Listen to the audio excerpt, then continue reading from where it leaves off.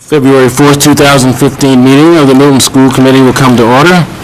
As is our tradition, please join me in pledge allegiance to our flag and our country. I pledge allegiance to the flag of the United States of America and to the republic for which it stands, one nation, under God, indivisible, with liberty and justice for all. February 4th agenda. I only have one change under Chairman's report. I'm adding executive session report. Any other changes? So accepted with that modification. Citizen speak. I think we have some citizens for citizen speak.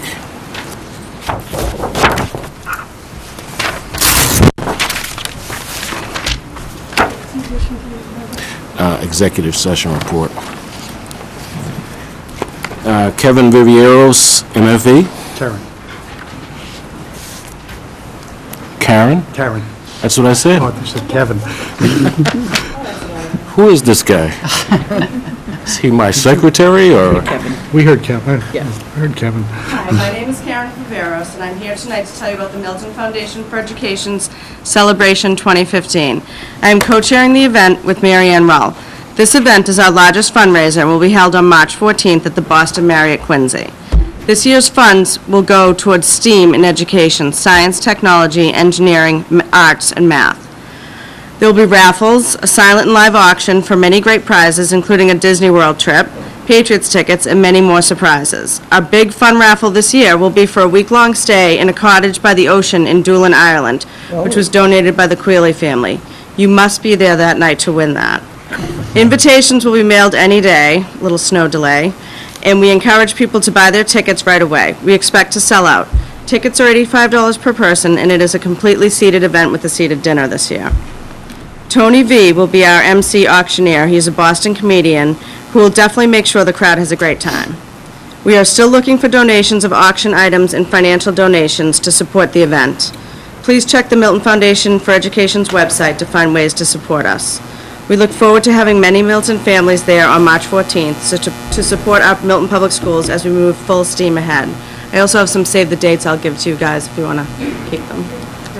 Anything else? Thanks. It's always a great event. Just ask one sure. question. I know we don't usually ask questions, but can people reserve a table to sit You together? can do a table, yeah, or you could do like a half a table and we'll fill in the rest. Yeah, that'll be all. It's all the tickets will be bought online this year, so when you go online, you'll be able to fill in who you want your table mates to be. Thank you. Thank you. Thank you. Thanks. Kristen Brennick.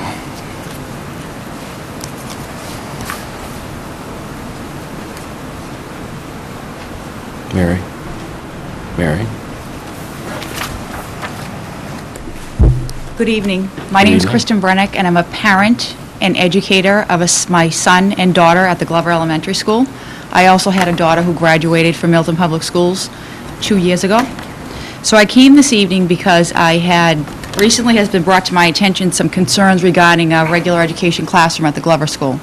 And as you know, I've emailed Ms. Gormley and school committee members here tonight, and I wanted to come and have it on public record, the concerns regarding the current second grade English class at the Glover School. And the concerns are raised around all students, not just students with disabilities and not just the students who are in the English class. But it's regarding adequate and equal services being provided in order for those students to make effective academic and social-emotional progress. Therefore, I want to put on record this evening to make sure that we can work together to ensure that those students in that class and Ms. Turner, who is an exemplary teacher, are getting the adequate services in order for her to provide all services to all the learners in her classroom. So I know that there's been quite a few letters, emails, and communications and meetings regarding this issue, and it's been almost 2 weeks, and there really hasn't seemed to have been anything resolved besides communications going back and forth. So I come here tonight to advocate for us to work together as a team to ensure that the services will be identified that are needed in that class, and that we will determine what Ms. Turner and those students in that class need in order to move forward and bring closure to this issue. Thank you. Thank you. Chris Heavey.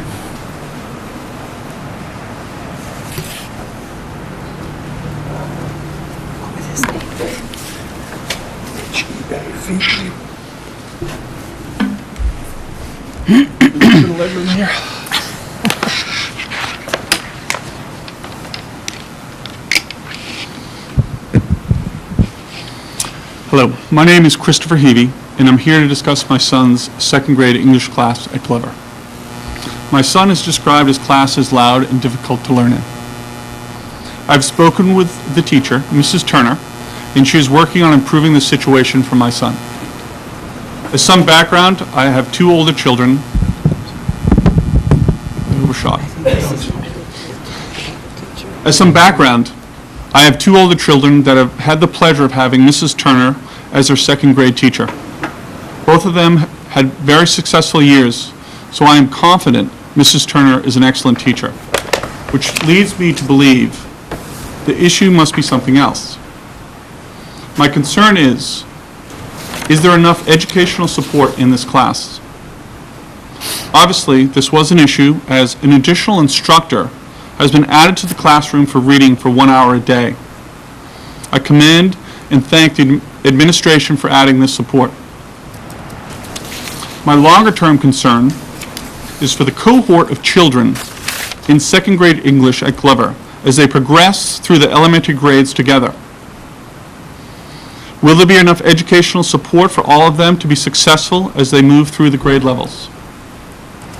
On January 29th, the superintendent sent a letter indicating some parents have questioned the inclusion of special education students in general education classrooms. I just want to be clear that this is not my message I bring to you this evening. On the contrary, all three of my children that have attended Glover had their best years in co-taught classrooms. I also support inclusion in the classroom as well. It all just needs the correct level of support to ensure that all students are successful. According to the Mass Teachers Association, the Massachusetts General Law, Chapter 71B, and the Federal Individuals with Disabilities Education Act, I quote, integration that would cause a downgrading of curriculum or disruption of expected and normal progress of students in the classroom must be avoided. The key wording is not should be avoided, it is must be avoided. The reality is my son's second grade class has fallen behind in reading and writing. I am hopeful the additional teacher will help to alleviate this disruption of expected and normal progress. I ask that you take this into consideration for assigning additional resources for this current second grade classroom, as well as when allocating resources as you plan for future years. Thank you for your time and commitment to Milton Public Schools. And I look forward to the days when my son returns home from school to tell me what a wonderful day he had and how much neat stuff he got to learn that day. Thank you. Thank you.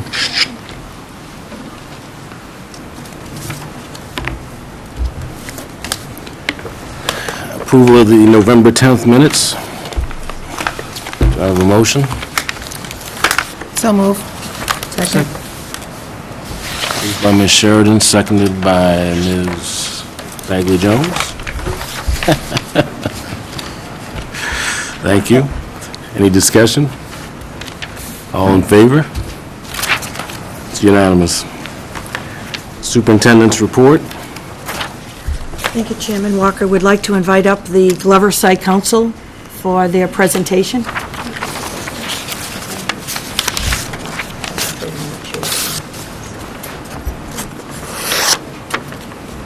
Good evening. Before the site council starts to make their presentation, I'd like to, thank you. Sorry, I have that principal voice, and I'm so used to just talking like that. Before we present tonight, I'd like to introduce you to a very special team of students that started a new club this year at Glover School. This is our first Lego League team. This is the first time we've ever had this team, and we have 5 out of our 10 students who are here this evening. They wanted to talk a little bit about what what the year was like, what First Lego League was, and what they did in First Lego League. This is one of the initiatives that we've started at Glover School to support STEM and to get the kids really excited about what they're doing. This was an after-school activity. They came in on Saturdays, they stayed after school, they worked their lunch with me. They were just so wonderful. So I want to start by introducing William, who will talk a little bit about what they did and the research behind it.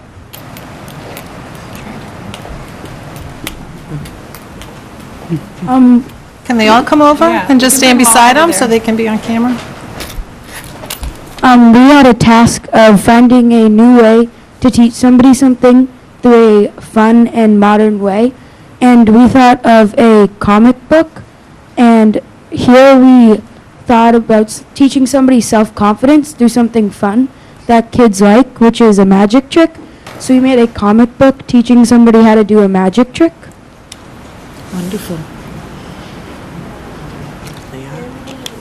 Then they told us how to present it, and we were supposed to do these 3 things, research it, and find out stuff about the topic, and then share it with some people, and then see if they get it.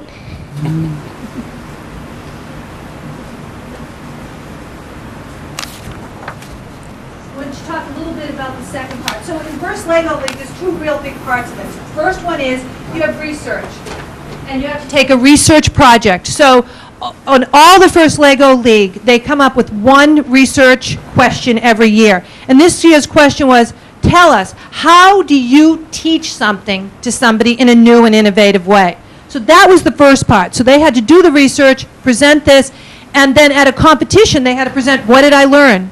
They not only did all the research, they did this for their classmates as well. The second part of this was computer coding of a robot. So one of you has the robot. Who has the robot? So they had to build a robot and also build obstacles for the robot to go around. So who wants to talk a little bit about what you did and how you coded that robot and built it? So the first thing that we did when we started it, the club, was we had to build all the obstacles so we could test the robot for its coding. So we built all the obstacles, and we also had to build arms on the robot, and we had to code it to do certain things with its arms and its wheels.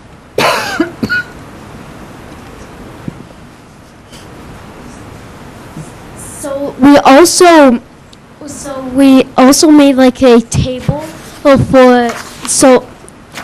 we got the Milton Highs to make us a table, and we got we painted it black and made a cover so we could put all the stuff of the robot, the penalties, and the obstacles. And after this all happened, and they had the robot. Now, I want to also give credit to the Milton High School robotics team because they built the table for us, and this is a big table.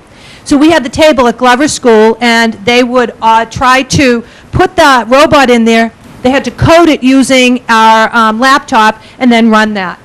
The last phase of this was the competition. So in early December, they went up against about 50 other teams in the area at Quincy High School. So we had a big competition there. And Henry and Ian will tell us a little bit about the competition. Henry, you think you're ready for telling us about what happened at the competition? Yeah. All right, great. So we got there, and it was just a big gym full of a bunch of teams, I think 50 teams of about 10 people each, so about 500 kids, and we went and set up our trifold and our little place on our table. Then we went off for a practice run, and we found out about some rules that we had not known about before, which meant our robot couldn't do any of them. So we ran back, redid the coding, and then went off to the first run, and I went with Billy. We went up and it did okay, but we got touch penalties and we got 0 points. Then we went off to, what was it like?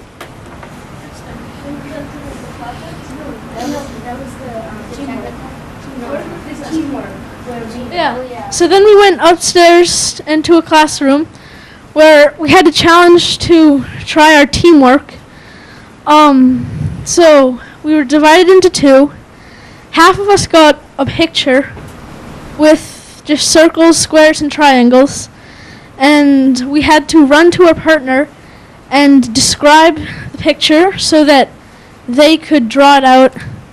And we got points for accuracy and working together. So I was with Jake, and there was some confusion.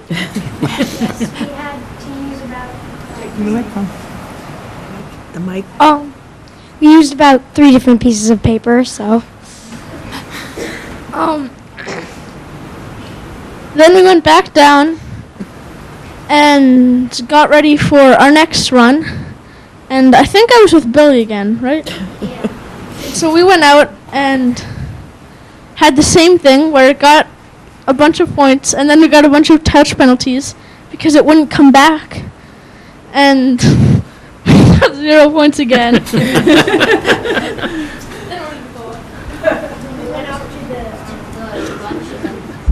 Okay, so then we went to lunch. Oh, so we went to technical judges, then lunch, where we just had to describe the robot and the struggles we faced building it. So me, Billy, and Ian did that bit mostly. Then we went to lunch, where we had soda, candy, and that stuff. After that, we went back down for another run, where we got the same score. Then where did we go to? Oh yeah. Then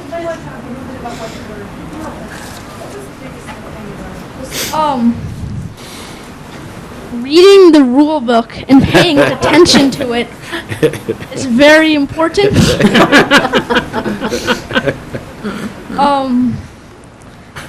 So there were actually a bunch of challenges where we could have made some very easy things and gotten a lot more points for it that we did not know about and were told right then, and we couldn't really make the modifications because we did not have the pieces.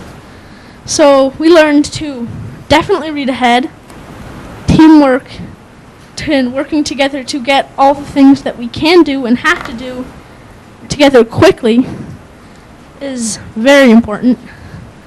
And Good job.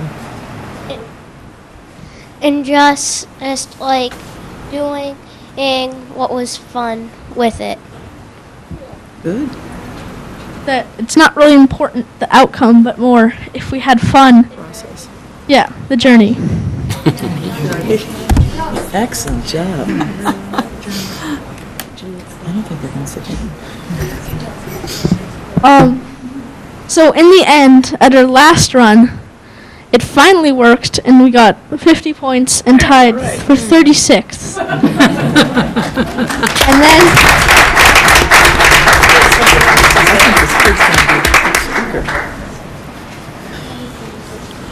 I can't tell you how proud I am of this team. This was a great, great year.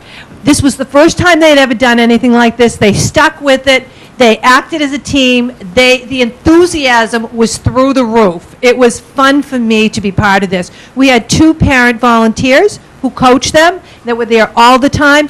And one of those parent volunteers at the end, at that last Quincy, the Quincy qualifier, and we were all exhausted, said, I'm in it for next year.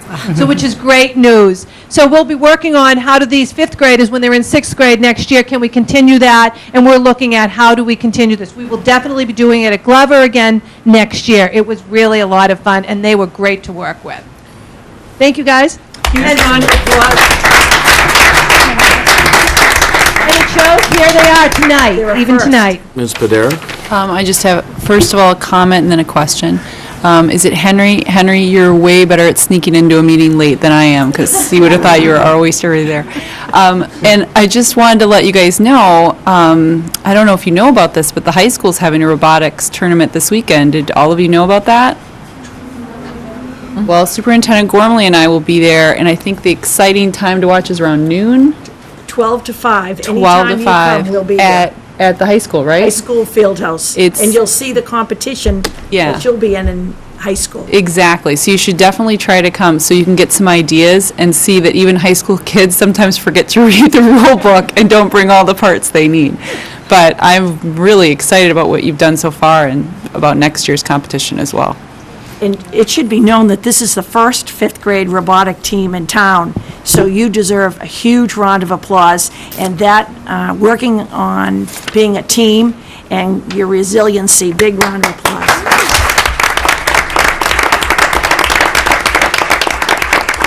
Thank you, guys. Great job. And I can't say enough about the parent support that we had here, too. We had parents coming in on Saturdays when we were working on this, and they have been fabulous in terms of the support there. So, great going. Thank you. Thank you. I know, isn't that great? Future school committee members right there. Very nice. Big.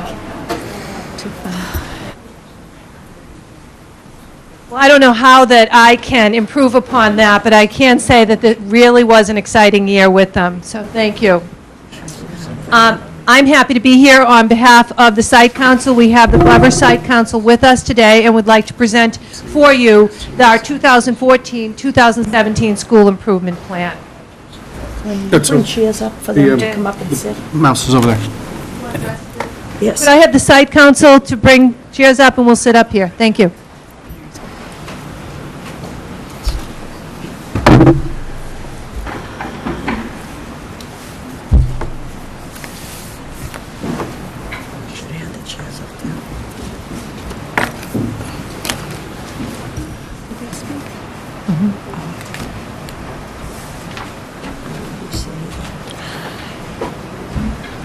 This was a process that we started last year, knowing that our school improvement plan would be up in 2014. We started looking at all the goals we had last year and what were we looking forward to for the next 3 years. So our conversation started a long time ago as we started to really kind of put together where do we want Glover School to go. Our site council is made up of 3 teachers. We have one of our teachers here tonight, Mrs. Mary McCarthy. Mrs. Margaret Turner and Mrs. Janice Powell can't be here this evening, but they are also part of this. We have 3 parents on our site council. 2 of those 3 are here this evening. Mrs. Adrian Sullivan, Mr. James Silpelsa, and unfortunately, Mr. Raju Pathak could not be here this evening. This evening, we'd like to do 4 things. 1, review the Glover School mission statement. 2nd, go over the 2014 data. Talk a little bit about our school improvement plan and the goals and the strategies, and then the highlights we've had this year and the highlights we look forward to for the rest of this year. At Glover School, there's a commitment to academic excellence and high standards for administrators, teachers, and students. As a Glover community, we strive to provide a strong academic foundation and a love of learning in a secure, safe, and stimulating environment that values individual differences. Some of those data observations from this year's data is that Glover students performed in the top 10% in the state. Glover School outperformed the district and the state in math and science, tied the district, and outperformed the state in English language arts. In the high needs subgroup, the percent of students scoring in proficient advanced was greater than the number of students in the district in all tests, ELA, math, and science, technology, and engineering. In ELA, those numbers in high needs at Glover were 59% scoring proficient advanced, in the district 57, and at the state 50. In math, Glover students in the high needs subgroup scored 47% in proficient advanced, in the district 45, and in the state 40. Science, technology, and engineering, fifth graders, 67% of the high needs subgroup performed in the proficient and advanced, on the district 42%, and 33% on the state. 81% of all students were proficient in English language arts. When we look at the school, district, and state comparison, and we look at all students against the district and the state, 81% of all students at Glover performed proficient advanced in ELA, 79% in math, 71% in science. And when you stack that up, Glover students performed very, very well, outperforming the district and state in math and science, and outperforming the state in ELA.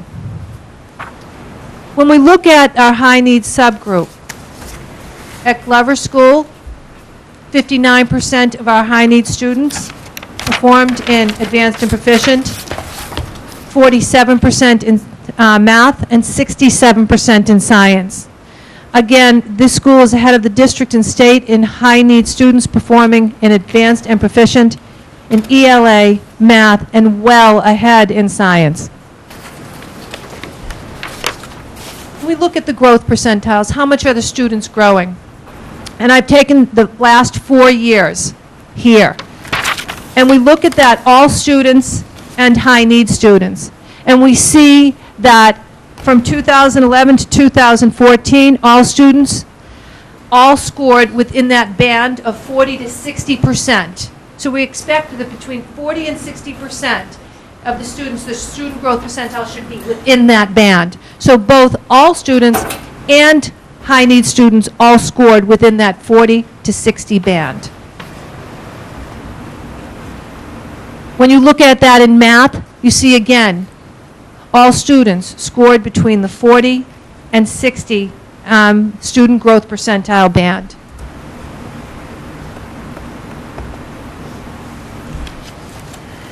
So what are some of the goal setting we're doing using the data? Well, we are introducing new grades 3 through 5 FOSS science curriculum and STEM grade 3 program creative computing. This is across the district. We increased or modified targeted support for students, especially students in our high needs subgroup. We're increasing achievement, and one of our goals is in all areas with special attention to students with disabilities subgroup.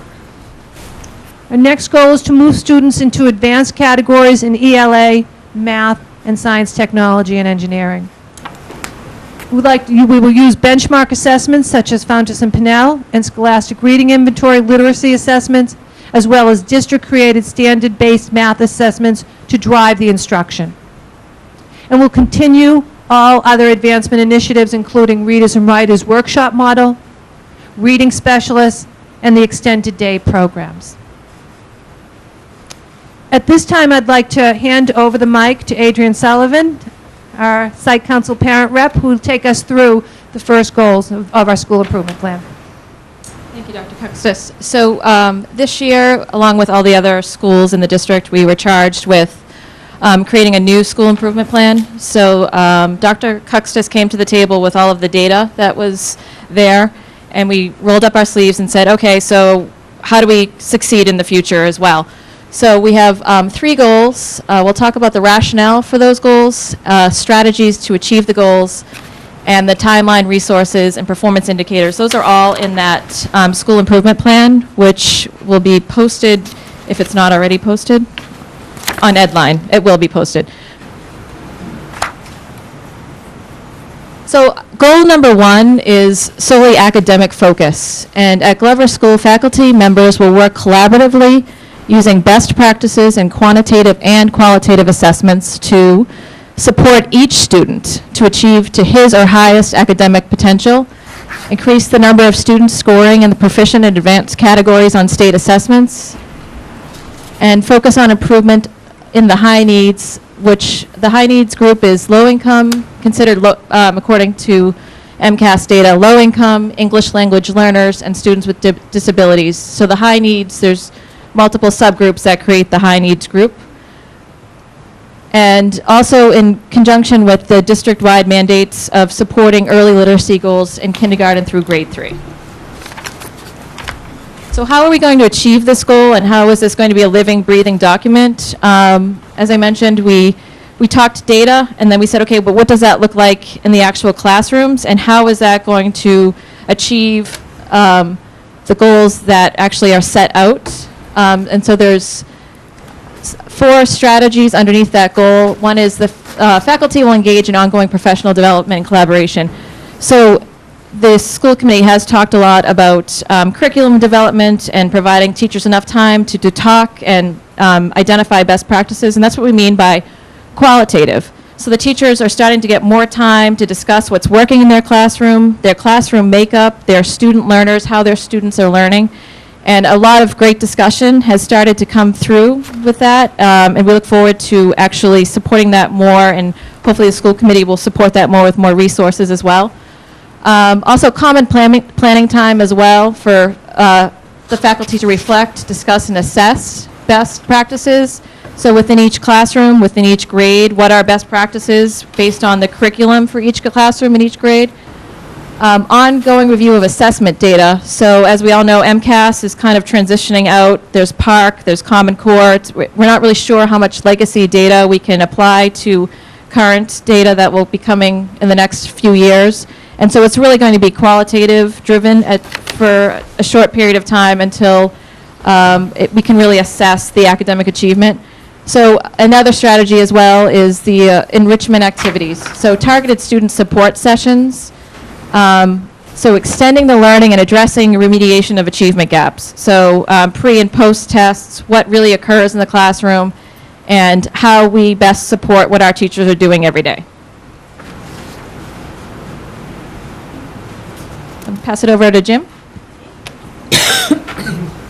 Thank you. So I'm going to talk a little bit about goal number 2, which is our school climate, and focusing on creating a positive, welcoming school culture. And if you look at these 3 pictures, this kind of represents some of the things that are happening within the school. The first picture is the 5th grade tile wall, which is each 5th grader gets to paint a tile, which helps them kind of encapsulate what Glover is to them. It hangs, it was this year, this last year was the first year we did it. The 5th graders haven't done it this year yet, but I think it's a great way for them when they come back and they visit a sibling to have something permanent in the walls of Glover is great. The middle picture, I believe that's either the Lego League or the robotics that obviously we saw tonight. And the picture on the right is the Math League, which is 3rd, 4th, and 5th grade, which happens before school with the help of a lot of parents, volunteers.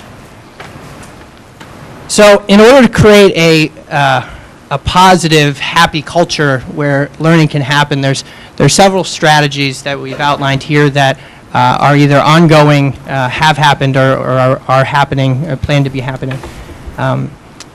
The first part is constantly working to understand the diversity and background of all our families within the school system, within Glover, and constantly reaching out and having more and more activities that bring people together. The more our families interact with each other, we believe that the more sense of community and the right focus we'll have in making our decisions on how we go forward in all of the Glover decisions. Number 2, the Glover School will work to build a culture of equity and inclusiveness for all students and families.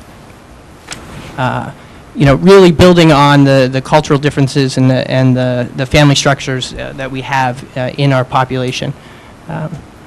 Number 3, in order to continue to build the strong relationships with the families, we will ensure that there's an ongoing regular communication. We've done this through regular emails, email blasts from both from school council as well as Dr. Cookstis, as well as the regular communication through the students themselves. And then lastly, the Glover School will work to create partnerships within the community members to bring opportunities to our students. Third goal that we're looking at in our new school improvement plan is 21st century skills focus. The goal, recognizing our students live in a digital world, Glover School will support students' acquisition of skills that build proficiency and fluency in 21st century social and literacy skills. That's that Glover team right there at the competition. So how are we going to reach this? Well, the first thing we want to do is allow equitable access to quality learning tools, technologies, and resources. Then, utilizing rubrics in class to provide feedback to students on creativity, collaboration, critical thinking, and communication, and coach students on ways to develop and improve these skills. Support learning opportunities that extend beyond the regular school day. And then work to allow the library space to become a well-used media center, where students and adults can gather to read, reflect, create, collaborate. Also, for the library to become a portal to build a virtual bridge linking students and adults to the global world. So, what are our next steps? At each monthly meeting, we would reflect on and review progress on each of these three goals, evaluate process and outcome benchmarks, analyze new data as it applies to the plan, celebrate the successes and learn from the challenges, and recognize that the school improvement plan is a living document and update and amend as necessary. Mary McCarthy is now going to go over the 2014 highlights, things we've done already this year. Dr. Cookstis. This is a list of highlights from this year, and it certainly doesn't include the many highlights that happen at Glover School on a daily basis. Many of the highlights that you will see involve the great parent community we have, and so many of these things would not be happening without the parent involvement at Glover School. We have the Math League in grades 3 through 5, again with parent involvement in the morning before school. The expansion of STEM learning experiences with grade 3. It began in grade 1 and is now in grades 1, 2, and 3. Our fabulous first Lego League team that is here with us tonight. Our grade 5 lasting tribute tile wall, which you see up in the right-hand corner. Our box, our before school fitness program sponsored by Reebok. Our musical theater, which is a production put on by our magnificent music teacher, Colleen Martin, and she puts on a fabulous musical theater program that takes place after school. The PTI library update, we have a nice fresh coat of paint as well in the library this year. Another group of parents working on collaborating with the Common Core for our outdoor classroom. Examples of first graders going into the outdoor classroom, planting, watching in the spring as their bulbs come up. So it's really a hands-on activity. Morning mindfulness, again, a before-school program. Hip-hop dancers, as you can see up in the corner, was an assembly that we had at one point this year. Visits from the Museum of Science, first graders just had the opportunity to have the Museum of Science come and give their presentation on air, which is always a great one.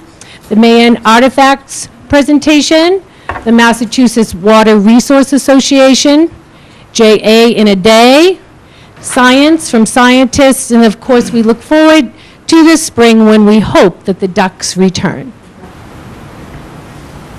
Thank you.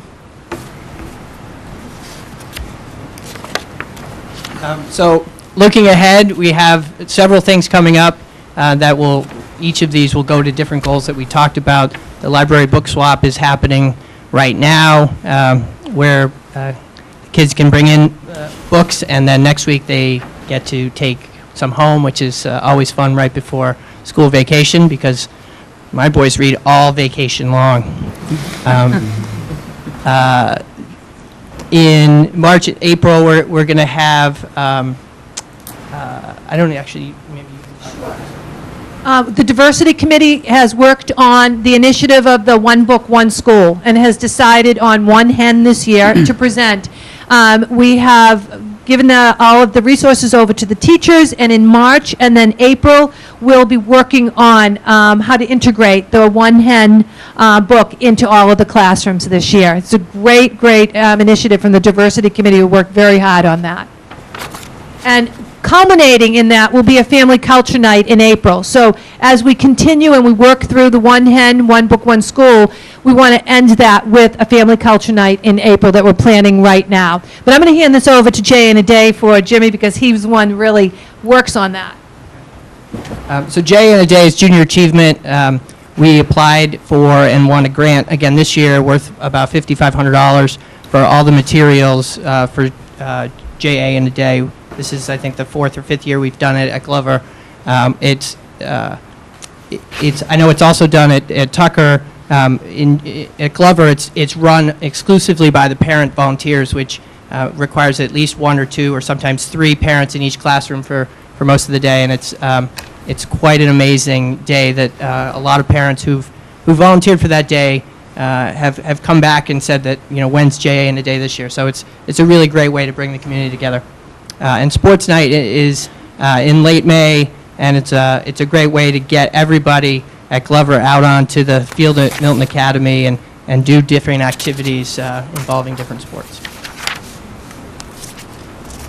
That's our school improvement plan, 2014-2017. Thank you for allowing us to present it tonight. We were very excited about it and really very proud of it, too.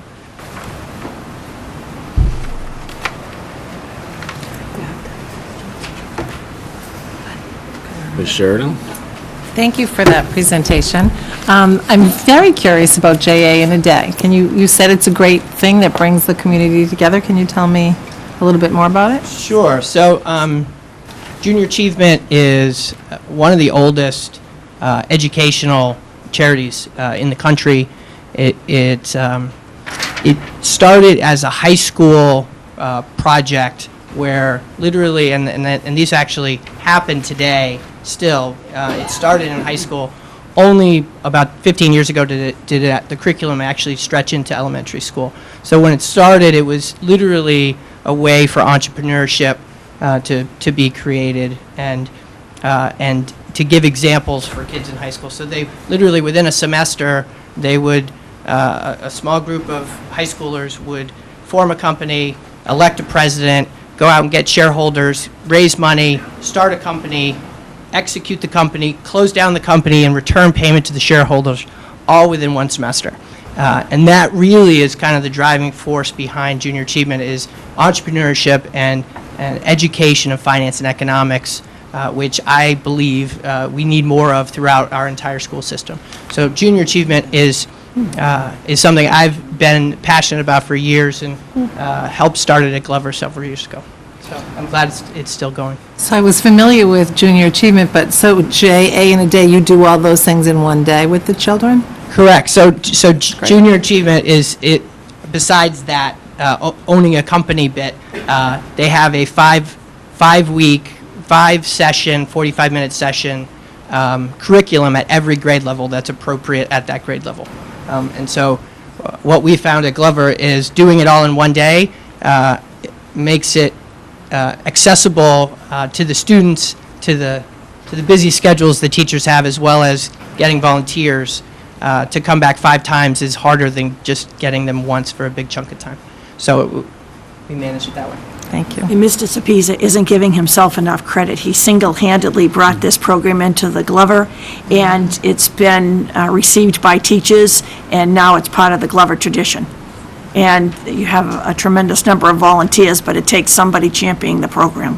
Yes, and Tucker's now done it for 3 years as well, so I'm pretty excited about that. That's great. Just one more thing. If we have any of our parents listening tonight, we need volunteers May 29th for the JA in a Day, and we welcome everyone. And I just wanted to make one more comment that congratulations on your data. It's really terrific and is a testimony to the work that the teachers and the families and the students are the effort that you're putting in and the passion and commitment that you all have. So thank you. Ms. Padera? Before I forget, when is the book swap? Book swap is next week, so the students are bringing the books last week and this week. They're allowed to bring up to 5 books, and then we take them by level, and then the students come in and they get to swap the 5 books they brought in for 5 new books. Well, 5 gently used and loved books. Good, because I can send those in tomorrow. I forgot about that. And then I have a question about one of the goals or parts of how to achieve the goals. Work to allow the library space to become a well-used media center where students and adults can gather, read, reflect. How are you going to achieve that? What our goal is to look at how do we open the library so that parents that might not have access to technology can come in there or use the resources that are in there right now. So part of this is, do we use it in the morning? Math League. So that's a great way to come in there at that point. So we have to look then at also how much more time. Could we do it on Saturdays? Could we invite people in? Can we also look at, do we have a parent, do we have a part there that can we build up books that parents might take out on parenting or on education?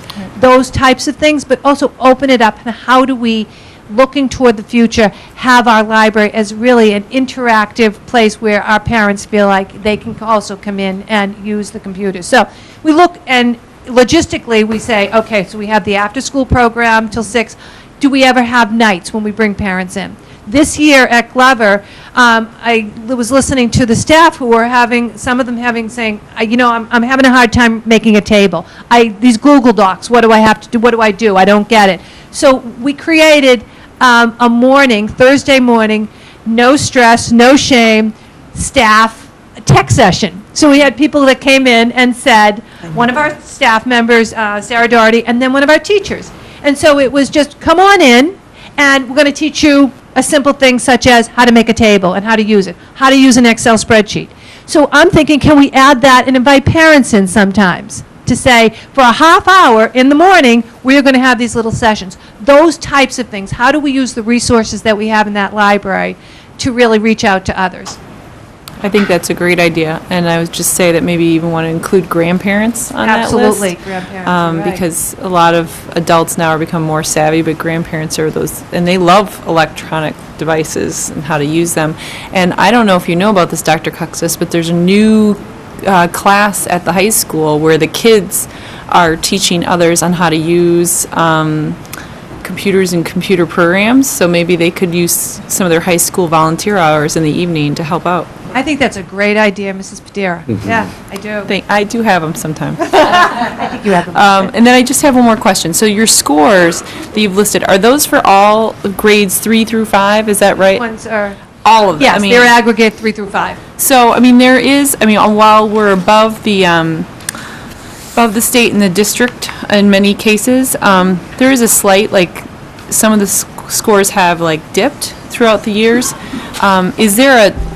Is there a spot where you think that we need to tackle? Is it, because it's all grades grouped together, so I don't know if 3rd grade's doing really well, but 4th grade was the problem in the past. How do we tackle that so that our scores go the other direction? So one way that we're tackling that is by grade level, and now when we have the SMART goals for the teachers, they are working together in teams to say, okay, grade 4, you know what, we're looking at this and we're thinking that in answering math questions, text math questions, we're just not doing as well as we'd like to. So our grade 4 team goal this year among those teachers is to create more questions in math and have the children answer them. So that's one of their goals. So on that, each grade level, the teachers are looking at those and then creating goals to address those. Great. Thank you.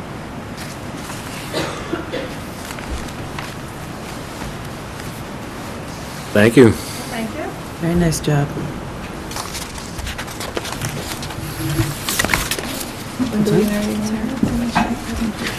Thank you. Thank you. Our next presentation is going to be by the Milton Special Education Parent Advisory Council. Would they like to join us at the table?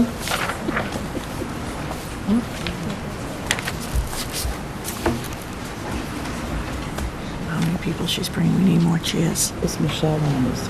Glenn, would you mind getting a couple of chairs? Ms. Conley, I'll ask you to make the introductions.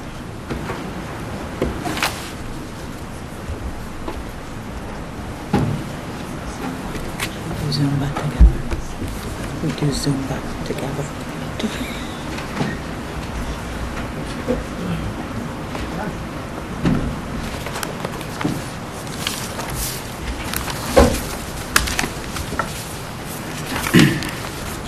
Good evening.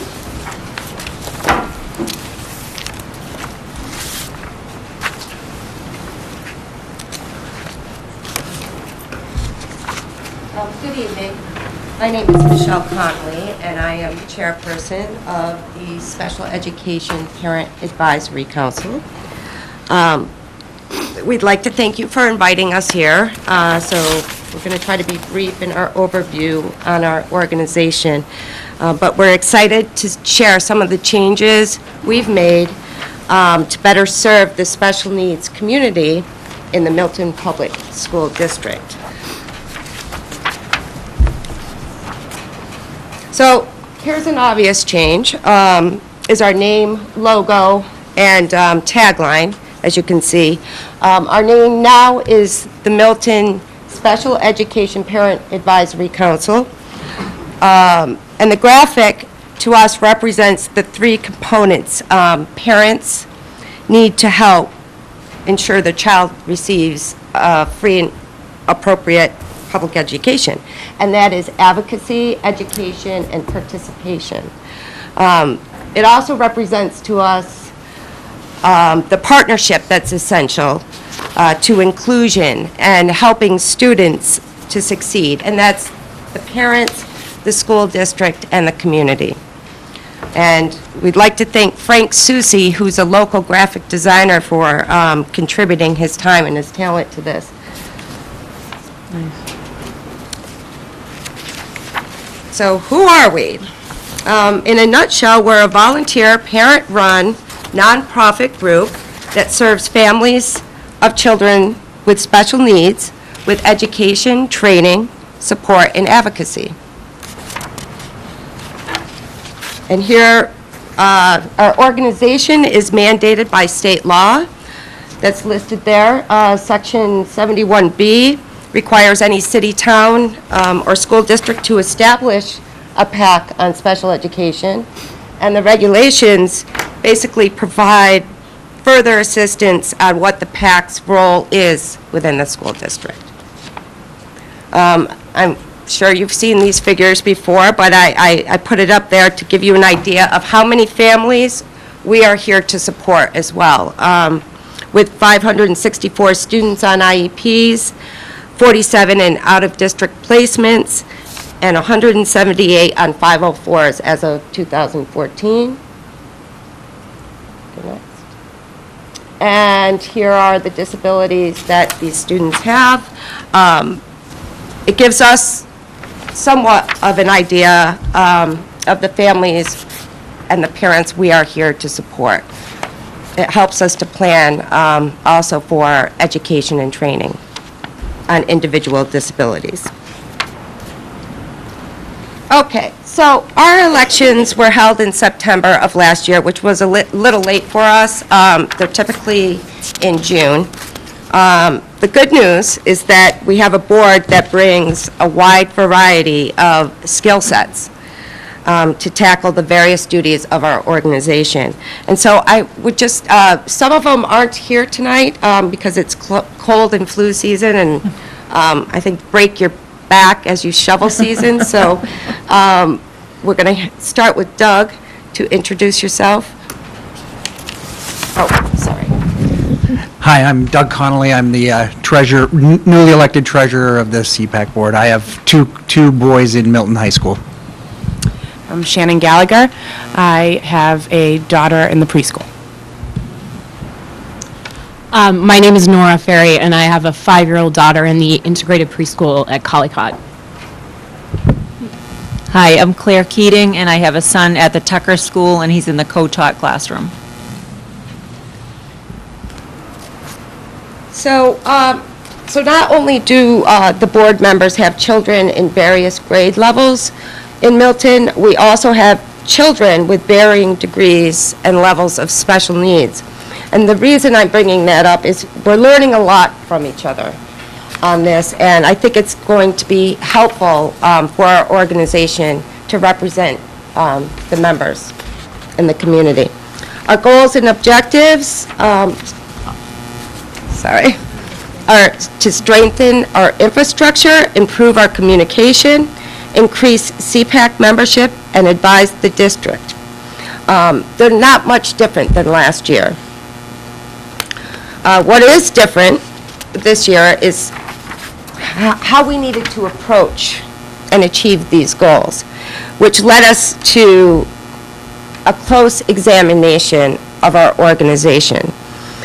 We knew we had members in the past who were dedicated and smart and volunteered countless hours to helping parents in the district. But we also knew that our membership was at an all-time low, and the burnout rate was at an all-time high, and that we needed to take a step back and kind of set up shop. So we developed a have-to, want-to list, and so what we knew what we had to do, or we identified what we had to do, which was we had to build a solid infrastructure. We had to meet compliance guidelines under state law. We had to make management and financial decisions to support us. We had to upgrade our modes of communication with both parents and the district. And we had to identify achievable goals with deadlines that represented parent concerns. So I'm pleased we're almost there with the have-tos, so that we can get to the want-tos. And the want-tos is we want to provide a strong support system to parents now and in the years to come. We want to increase our membership so that parents are empowered with knowledge of the special needs process. Excuse my voice. We want to create partnerships in the community to provide more resources and opportunities for children with special needs. We want to earn our seat at the table in district decisions on special education programs and policies. And we want a school district that celebrates and promotes inclusion. So we've identified committees and assigned 2 board members to each committee. And overall, the co-chairs are responsible for goals and objectives, deadlines, creating templates for future members, recruiting members to serve, and reporting back to the CPAC board. We start with, we've talked a little bit about the restructuring, and I want to stress that we're looking to develop a system of practices to ensure longevity in our organization. Our treasurer is currently working on ensuring compliance is set and the financial aspects. Do you want to just touch upon a couple of? Hi. The CPAC organization is not currently compliant. It hasn't filed a number of returns and things in the past couple of years, and we are trying to remedy that. We are sort of with the I guess at the pleasure of the IRS and how long it takes them to process our reapplications. But once that's in place, we should be back into a legal status, and we should. I'm developing a number of frameworks so that this won't happen again. What does that mean? Community outreach? So community outreach is one of the things we're in the beginning stages of with all the infrastructure work and identifying our priority list and everything. But the goal is to be able to reach out to as many parents in the community, provide resources, to reach out to families coming into the system through Step 1 early intervention, to increase our membership, and to really just be identified as support to the parents in the district. Education and training. So I co-chair the Education and Training Committee with Kevin Lenane, and we have held 2 workshops, an IEP for my child and basic rights, and a assistive technology meeting, and we have another one scheduled for March on anxiety in the classroom, which we're hoping will appeal to a broad range of parents, including parents of children who are not on IEPs. So our job is to identify topics that are of greatest interest to parents and MPS staff, and to schedule speakers and promote the events, and to provide resources, print and online, for parents to consult after the actual presentation itself. And I will point out that the assistive technology meeting in January was well attended by a number of staff from the Collycott School, thanks to Holly Concannon getting the word out among her staff. And it was really great to see parents and staff there together. It was great. I'll take the website, only because Amanda was supposed to just give you a brief update. I do want to say, the anxiety workshop is extended to MPS staff as well. I think it's going to be a useful workshop. It's Dr. Angela Curry from NESCA.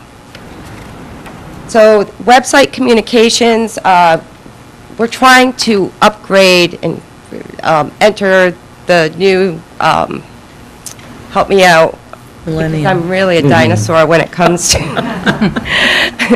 this type of stuff, but a comprehensive website that can serve as a resource to all of our parents. And Amanda is working closely with a student at Milton High School, Mary Gormley, and James Jett and Karen Clasby helped us out to receive community service hours for his time. So we're working on that right now, and hopefully, I think by the end of February, that will be up and running. So the next committee is Advocacy Advisory, which is such a tongue twister for me, and I went to shorten it as an acronym, but it would be AA, and I didn't know if anybody had a sense of humor about that. Or if we could develop 10 steps with it. So anyway, quickly, here's the statute and regulation to authorize us to provide advice to the district and get more involved. I have to say, with us restructuring and organizing, what I have found is that each time I have reached out to administration or the district, they've opened the door for us. I think they're waiting for us to get organized to present the issues to them. So between Karen Clasby meeting with us monthly, Mary Gormley always has the door open. We just requested at the school committee meeting in November a subcommittee on special education or a liaison, and we received a response right away. Chairman Walker and Member Kelly joined us at our board meeting in January, and I think we all agreed that that was a pretty productive session. We were able to voice concerns that we identified as possibly systemic. And that's what we try to do as we go to our member parent concerns. That's where we start. We try to determine if it's an individual concern or if it's something that may involve district policy. So here they are. Criteria used to determine extended school year and extended day services, lack of social opportunities and inclusion. With the co-taught classroom, there's a few different ones. There's a concern about the model of removing a classroom, a SPED teacher in third grade, half-day on, and we've discussed these items, and the notes are detailed with Chairman Walker. We're also concerned with the co-taught that it's not being promoted in literature to parents of typically developing children in a positive light, I guess, or at all in the district presentations. However, we're finding that some places it is, and we're working with Ms. Sheehan and Ms. Clasby on that. Members cited funding or a lack of resources as the reason why a student cannot receive services. We're hearing that from many members. There are unclear or unwritten district policies, and the competency portfolios for MCAS and accommodations for the park assessment. Our overall goal, as we discussed with Chairman Walker and Karen Clasby, is, it could be summed up in one word, and that's transparency. I think this is essential, and what this means to us is to make the programs, policies, and issues as clear as possible so that both parents, gotta put this back, sorry, parents and district staff can make decisions when they sit at the table to discuss individual IEPs and 504s. And we understand that there's going to be differences on individual and disagreements on individual IEPs. That's not what we're talking about. Our goal is to provide these families with as much education and training on the various programs that you have and policies prior to that. So the transparency checklist that we developed, it starts with the special education concern. The next level is to the question of, is there a district policy or not? If so, is it written? The next question is it in compliance or not? Another question to ask ourselves is, if it is in compliance and there's still a misunderstanding,